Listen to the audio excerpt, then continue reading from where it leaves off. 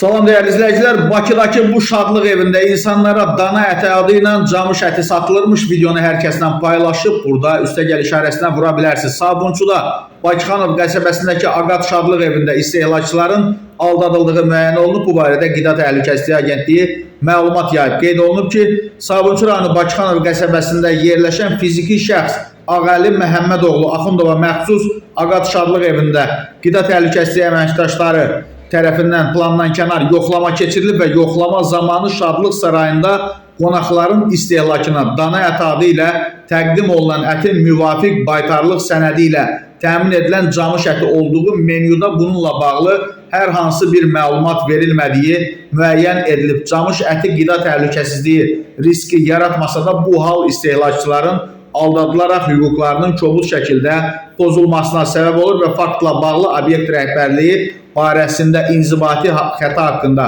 protokol tərtib olunub, nöqsanların aradan qaldırılması ilə bağlı icrası məcburi göstərişlər verilib, müəssisədə hazırlanan yeməklərdən nümunələr götürülərək laboratoriyaya təqdim olunub.